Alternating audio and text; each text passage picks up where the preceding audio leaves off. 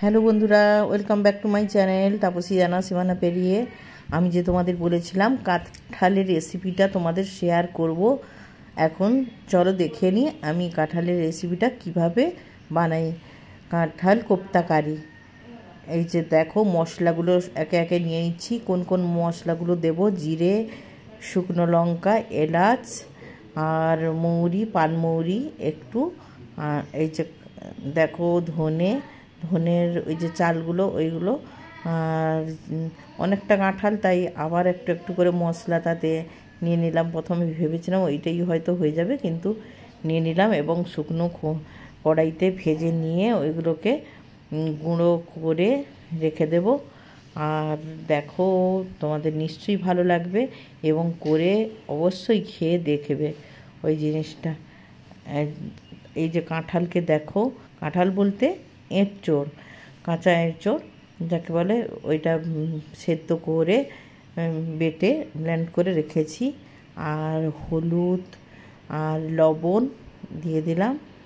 তারপরে এই যে একটু শুকনো লঙ্কা দিলাম। লঙ্কাটা তোমরা যে যার যেরকম যতটা পছন্দ করো সেইভাবেই তোমরা কিন্তু মাপটা দেবে। আর এই যে কাঁচা লঙ্কা একটু কেটে দেবো, সামান্যই দেবো, দেখেছো এতটা এঁচোড় তাতে এতটা দিলাম। আর এই যে আদা বাটা দিয়েছি একটু। এটা কিন্তু সম্পূর্ণ নিরামিষেই হবে। এটা তোমরা ভাত, রুটি আর সমস্ত কিছুর সঙ্গেই খেতে পারো। আর মশলা গুঁড়োটা ওইটাও এতে দিয়ে দেবো। এই দেখো মশলা গুঁড়োটাও একটু দিয়ে দিলাম। আর কিন্তু থাকলেও ওইটা কারিটা বানানোর সময় লাগবে, তার জন্য খানিকটা দিলাম। আর তারপর এতে একটু বেসন অথবা চালের গুঁড়ো ওইটা দিলে ভালো হয়। কাঁচা লঙ্কাগুলোকে কেটে আমি একটুখানি সামান্য দিয়ে দেবো। লঙ্কাটা আমি ঠিক বন্ধুরা পছন্দ করি না এতটা, কিন্তু লঙ্কা অনেকে যে যেরকম স্বাদের খায় সেরকম ঠিক আছে দেওয়াটা। এই লঙ্কাগুলো কেটে নিচ্ছি, দিয়ে কেটে ওতে মিশিয়ে ভালো করে বাটবো। আর তাছাড়া বন্ধুরা একটা কথা বলি, এঁচোড়টা তোমরা ব্লেন্ড যে করবে, সেদ্ধ করে যদি একেবারে জল একটুও না দাও ব্লেন্ড হবে না, ঘুরবে। যেহেতু কাঁঠালের আঠা থাকে, তোমরা একদম সামান্য একটুখানি জল দিয়ে মিক্সিতে যদি ঘোরাও তাহলে বেটে নেবে। আর শিলে যদি বাটো তাহলে জল না দিলেও চলবে। দেখো একটুখানি সামান্য একটু বেসন দিলাম, এইটুকুই বেসন দিলাম। আর তারপর একটু চালের গুঁড়ো দিলাম। চালের গুঁড়ো দিলে কী হয় বলো তো বন্ধুরা, একটু মুচমুচে হয়, হ্যাঁ ভালো হয় কোপ্তাটা। তারপর এই যে মেখে নিচ্ছি, ভালো করে মেখে নিয়ে এই যে মেখে নিচ্ছি, মিশিয়ে নিলাম। যেহেতু মশলাগুলো আছে ওইগুলো ভালো করে মিশিয়ে দিয়ে এই মাখানোর সময় কিন্তু বেশ সুন্দর সেন্ট উঠছে বন্ধুরা। এই যে ভালো করে মিশিয়ে নিচ্ছি, দেখো মেশানো হয়ে গেছে আমার। আর সত্যি কথা কি বন্ধুরা, এটা একটু সময় নিয়ে রান্নাগুলো করতে হয়। আর আজকে এই যে করছি রান্নাটা, অনেকটা দেরি হয়ে গেছে। এগুলো ঝামেলাগুলো শেষ করতে করতে অনেকটাই দেরি হয়ে যাচ্ছে। তা তবুও হাল ছাড়িনি, দেরি হলেও আমি বললাম করিয়ে নিই। তারপর নতুনভাবে এটা করছি রেসিপিটা শ্বশুরমশাই শাশুড়িমাকে, তারপরেই খেতে দেবো। দেরি একটু হোক, অন্যদিন আমি টাইমেই দিয়ে দিই, কিন্তু আজকে একটু দেরি হয়ে যাচ্ছে। তো ঠিক আছে, তাও করে নিই। নিশ্চয়ই রেসিপিটা ভালো লাগলে রাগ হবে না ওনাদের।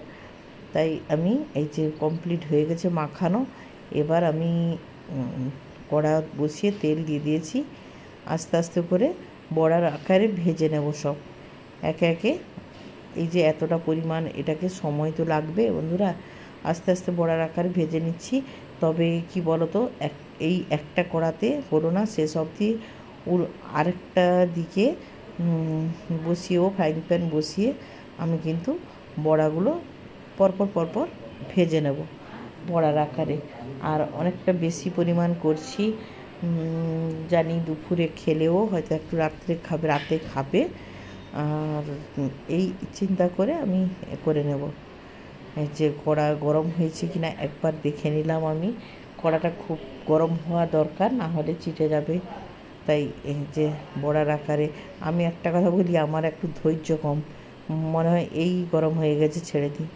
এই যে ফাইনালি ছেড়েই দিলাম বড়াগুলো, একটু বড় বড় করে ছাড়লাম। আর সময় দিতে হবে, একটু সময়ও লেগে যায় বন্ধুরা ভাজতে। আর ভালো জিনিস সব সময় যে চট করে হয়ে যাবে তা তো নয়, একটু সময় দিতে হবে, যত্ন করে করতে হবে যে কোনো জিনিস। যে বড়ার আকার এতগুলো হয়ে গেছে, তারপর এই ফ্রাইং প্যানে এপাশেও বসছে, আর কড়াতেও প্রায় শেষ হয়ে এলো, আর বেশি বাকি নেই। তারপর আমি ফাইনালি কারিটা বানাবো। আর তোমাদের বলি বন্ধুরা, তোমরা কিন্তু বাড়িতে এইভাবে একবার নিশ্চয়ই ট্রাই করে দেখবে, খেতে কিন্তু অসাধারণ লাগে। আর কাঁঠাল তরকারি সবসময় খেয়ে বোরিং সবসময় লাগে, কিন্তু এটা খেলে কিন্তু কেউ, যারা জানে না তারা কেউ বুঝতেই পারবে না যে এটা কাঁঠালের কোপ্তাকারি। হ্যাঁ, কেউ ভাবতেই পারবে না। আর একটা কথা বলি, তোমাদের যদি ভালো লাগে এগুলো, তোমরা নিশ্চয়ই লাইক করে দেবে এবং শেয়ার আর কমেন্ট নিশ্চয়ই করবে। আমি বড়াগুলো ভাজতে ভাজতে তোমাদের সঙ্গে কথা বলছি। এই যে দেখো এতগুলো ভাজা হয়ে গেছে, আর এই যে দেখিয়ে দিলাম বড়াটা কতটা নরমও আছে। আর এই যে এবার কারি বানাতে আরম্ভ করলাম। এপাশে আর কয়েকটা বাকি আছে, ভেজে নেব। এই যে ফোড়ন দিয়ে দিলাম, ফোড়নে কালো জিরে দিয়েছি, আর শুকনো লঙ্কা দিয়েছি, আর তেজপাতা দিয়েছি। আর এই যে দেখো টমেটো দিয়েছি, আর ওই যে আদা বাটাটা, আদার পেস্ট করে রেখেছি, ওই আদা পেস্ট, এই যে আদা পেস্ট দিয়ে দেব। আর একটু লঙ্কা দিলাম সামান্য। তারপর এই যে নাড়াচাড়া করে মিশিয়ে নেব। আর তেলটা যেই বড়ার ভাজার বেশি হয়েছিল, আমার আর তেলটা এক্সট্রা আর দিতে হয়নি, ওই তেলেই কিন্তু দিয়ে দিচ্ছি। এই দেখো সমস্ত কিছু মশলা যা দেওয়ার, বা ওই যে গুঁড়ো মশলাটা রেখেছিলাম বন্ধুরা, করেছিলাম ওই, এই দেখো আর এই কটা বাকি ছিল, পরপর আস্তে আস্তে এগুলো হয়ে যাচ্ছে। কতটা সুন্দর লাল করে ভাজা হয়েছে দেখো বন্ধুরা। আর কিন্তু ঘড়ির কাঁটায় টাইম দেরি হয়ে যাচ্ছে, সেদিকে ভাবছি শ্বশুর শাশুড়ি তো খেতে দিতে দেরি হয়ে যাচ্ছে, নিশ্চয়ই রেগে যাচ্ছে। তোমাদের দাদাভাই বলছেন না রাগ পড়ে যাবে, ওই খাবারটা টেস্টি খাবারটা যখন দেবে তখন রাগ করলে জল হয়ে যাবে। আমরা কে জানে, বলতে পারবো না, কিন্তু সত্যি ওইটাই হলো বন্ধুরা। খেয়ে টেস্ট এত সুন্দর টেস্ট হয়েছিল, খেয়ে খুব ভালো তৃপ্তি সহকারে খেয়েছেন। এই সমস্ত মশলাটা যে গুঁড়া মশলা রেখেছিলাম ওইটাও দিয়ে একটু জল দিয়ে মশলাটা রেডি হওয়ার জন্য, এই যে দেখো তেলটা কত সুন্দর ভেসে উঠেছে দেখো। মশলাটা কষানো প্রায় হয়ে গেছে। আর কি বলো তো, কোপ্তাকারি কিন্তু বেশি ফোটানো হয় না, ওইটা কিন্তু বেশি ফোটালে একেবারে ভেঙে কোপ্তাগুলো নষ্ট হয়ে যাবে। তাই মশলাটা সুন্দর করে রেডি করে এই যে জল দিয়ে দিলাম, একটু ফুটলেই কোপ্তাগুলো দিয়ে নামিয়ে নেব। এই দেখো জলটার যতটা প্রয়োজন, কিন্তু এই যে জলটা দেওয়া হয় না, কোপ্তা ওই জুসটা টেনে নেয়। তাই আর এই যে দেখো ভাজাতে কতটা তেল ছিটিয়েছে, আর এই যে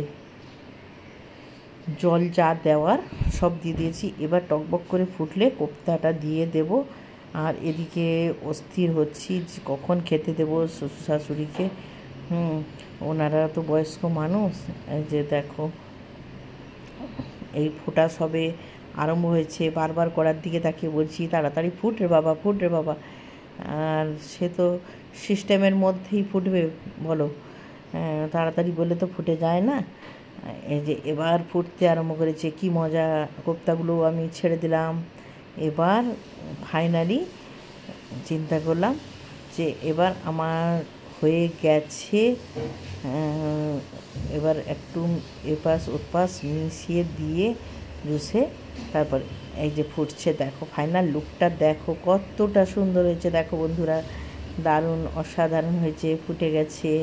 আর একটু গরম মশলা দিয়ে দিয়েছি, আর ঘি দিলে হয়, এই যে দিলাম না, এই যে ঢেলেই নিলাম।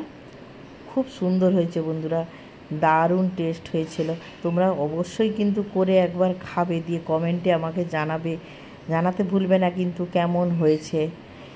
এই দেখো, এই একটু লঙ্কা দিয়ে উপরে সাজিয়ে দিলাম। আর তোমাদের ভালো লাগলে লাইক শেয়ার কমেন্ট একটু করে দেবে আশা করছি। এই দেখো কতটা ইয়াম্মি সুন্দর হয়েছে, দেখার জন্য থ্যাংক ইউ।